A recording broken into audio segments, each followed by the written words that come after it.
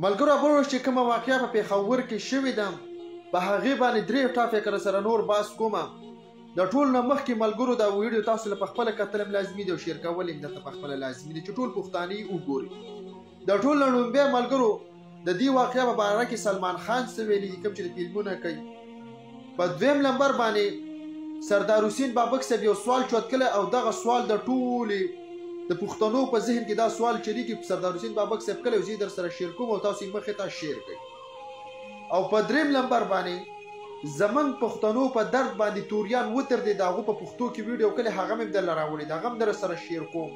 خو زمونږ د ملک واکداران چې کوم دي نو هغه په لا اوسه پورې نه دي دردېدلي لا خبر نه دي ډالر یې ورته را روان دي. ملګرو د ټول نه لومبی مخکې د سلمان خان دا ویډیو تاسو وګورئ.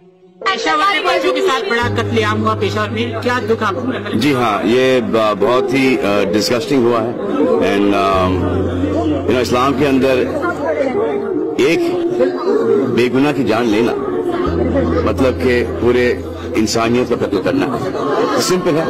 इस्लाम का मतलब पीस है. मलगुरु सलमान खान په انډیا کې د هغو انډیا صحافي دي تاسو کې په پېښور کې چې کومه واقع شوې ده په هغې باره کې څه ویل ناغور له څومره ښکلی جواب ورکړی دی. په دویم نمبر سردار حسین بابک صاحب چې کوم سوال کړی دی چې پاکستان کې په ټول دنیا کې چې څومره غټ ټیمان دي راوستی شي او دې ځګي ته دې وردولی شي او موږ دې په دې خبره مطمئنه کړي چې یو خودکش دومره غټ بلډینګ راړتی. ये कहूँगा कि दुनिया की कोई टीम यहाँ पे ले आए और वो हमें समझाए कि एक खुदकश इतनी बड़ी बिल्डिंग को किस तरह गिरा सकता है. बस दिस इज द पॉइंट. इस पॉइंट में तमाम सवालात मौजूद हैं.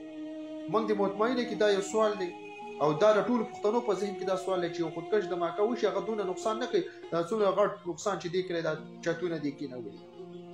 او په دریم نمبر دا ویډیو ورته ښکاري دا کم توری چې دی نو دې توري د ویډیو ته زما ډېر نظر شوی چې دې توري او د نورو توریانو په هم به بلکې چې څومره مسلمانان دي د هغو په وړاندې کې به د دې واقعیت درد ارتلی. السلام علیکم درو زمانو نن ډېر زیات خفه یم. زړه مې خوږېږي چې خبره شوم چې په پېښور کې دمکه وشوه. والله چې کله نه خبر شوی یم زړه مې صدق دی. دا ولې دا پښتنو سره داسې کېږي؟ اخر ولې دا پښتنو ګناه څه دی؟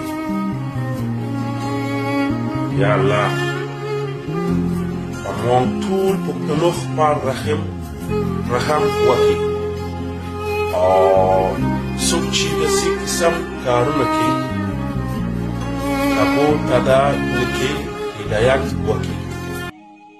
زمونږ د پښتنو په درد په غم باندې نور خلک چې کوم دی هغه په ژبه چې نه پوهېږي هغه پرې ودردېده. خو افسوس دا دی چې زمونږ د خپل ملک واکداران چې کوم دي هغه پرې ونه دردېده. خلک څه وایي وایي چې د کوم باغ ګلونه شوکېږي که نه ګلونه شوکېږي نو مالیار له پکار دی چې دغه غل لامنې کړي.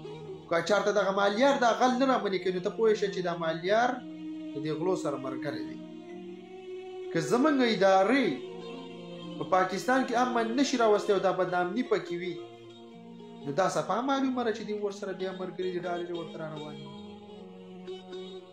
خو الله دې وکړي چې زموږ په پاکستان کې امن نشي.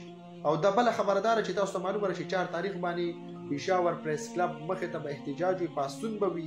نو ستاسو ټولو پښتنو نه هیله ده چې ټول په ګډه راشئ د تور بیرغونو د سپینو بیرغونو سره راشئ.